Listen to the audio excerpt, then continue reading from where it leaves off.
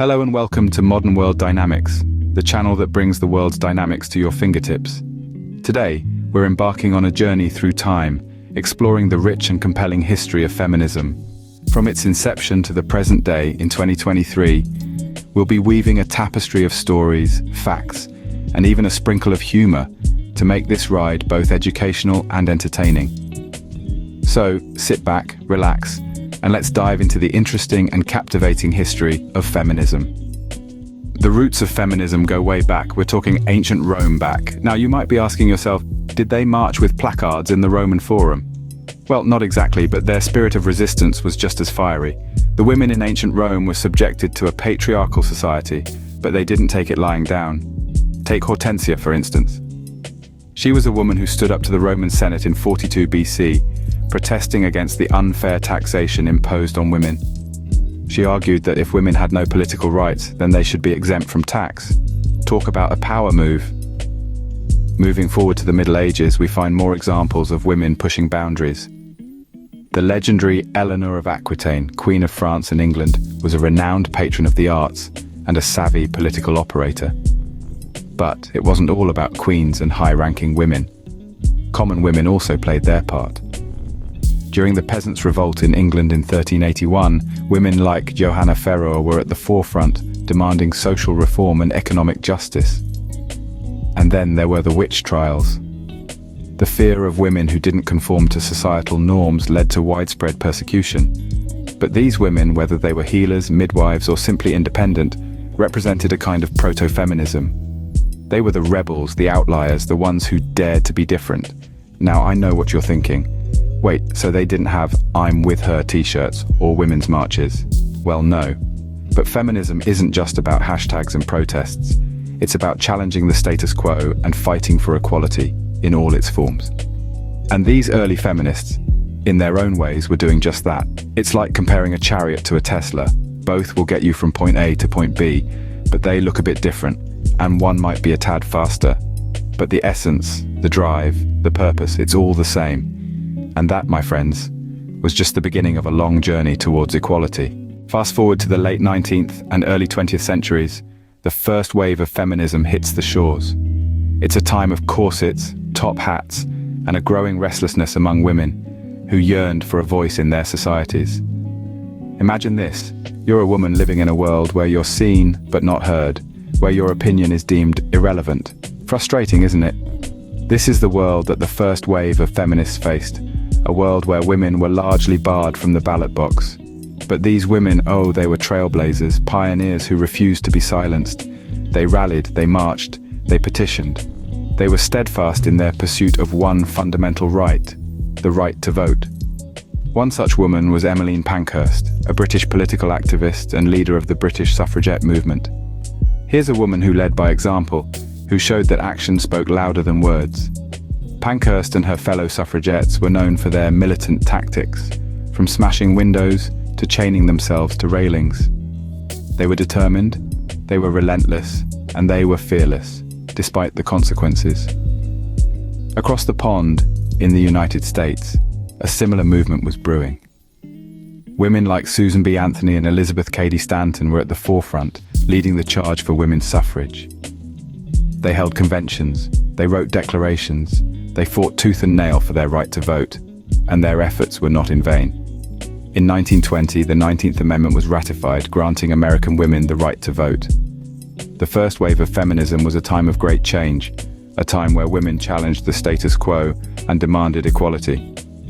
It was a wave that left an indelible mark on history, paving the way for future generations of feminists.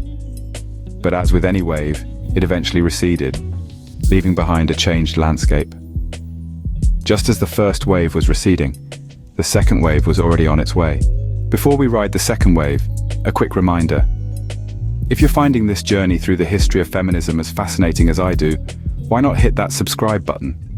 It's a simple way to keep up with all the intriguing stories we share here on Modern World Dynamics. And while you're at it, give this video a like. It helps us reach more curious minds like yours. Now let's get back to our journey. The second wave came crashing in during the 1960s and 1970s. The second wave of feminism wasn't a gentle ripple, oh no. It was a tsunami of change that swept across society, redefining gender norms. So, what was the fuss all about? Well, it revolved around two major issues: equal rights in the workplace and reproductive rights. Women were no longer content with being confined to the home, and they wanted to step out and make their mark in the professional world. Let's take a little trip down memory lane. Picture this, it's the 1960s, and women are beginning to spill into the workforce. But alas, they're not greeted with open arms. Instead, they face discrimination, lower wages, and fewer opportunities compared to their male counterparts. It was a battle, but the women of the second wave weren't the type to back down.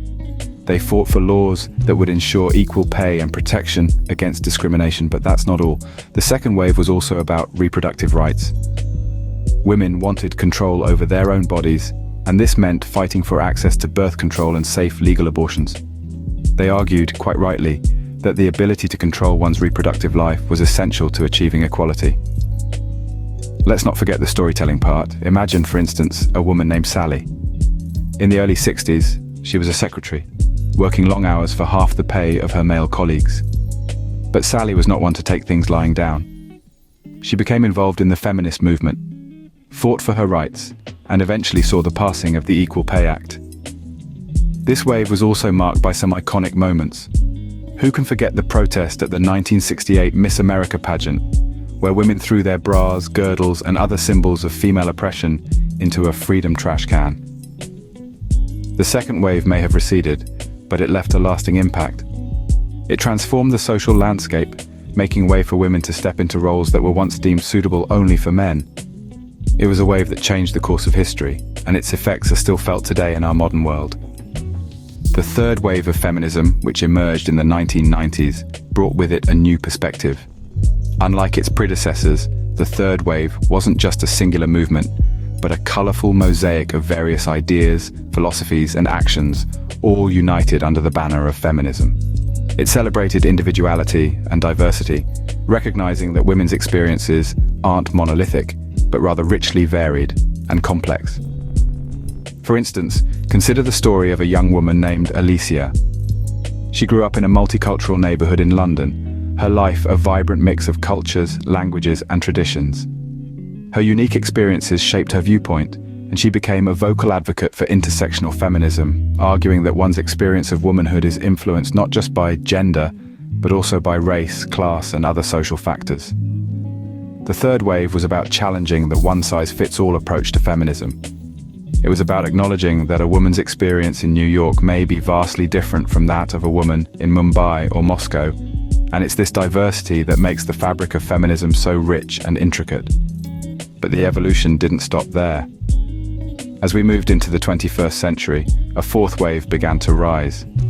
This wave, amplified by the power of social media, brought with it a renewed focus on issues such as sexual harassment and assault. Inspired by the courage of a few, millions of women around the world began to share their own experiences under the banner of Me Too, a powerful testament to the collective strength of women everywhere. This wave continues to shape our world today. It's pushing for change, not just in legislation, but also in societal attitudes and norms.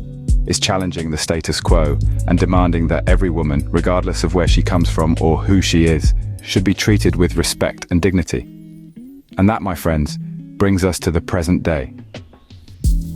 From the suffragettes of the first wave to the social media activists of the fourth, the journey of feminism is a testament to the power of collective action and the indomitable spirit of women everywhere. As we look towards the future, one thing is clear: the waves of feminism will continue to rise, shaping our world in ways we can only begin to imagine. So there you have it, the history of feminism in a nutshell.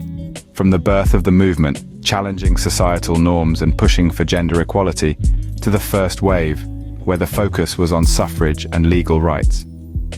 We then ventured into the second wave that broadened the lens to include family, workplace, and reproductive rights. Finally, we explored the third wave and beyond, where intersectionality and global perspectives came into play. This journey showed us not only how far we've come, but also how far we still have to go in the pursuit of true equality. Feminism is an ever-evolving narrative, a testament to the resilience and strength of those who refuse to accept inequality. It's a story filled with triumphs, setbacks, and yet a relentless drive forward. Don't forget to like this video and subscribe to Modern World Dynamics for more captivating content. Until next time, stay curious.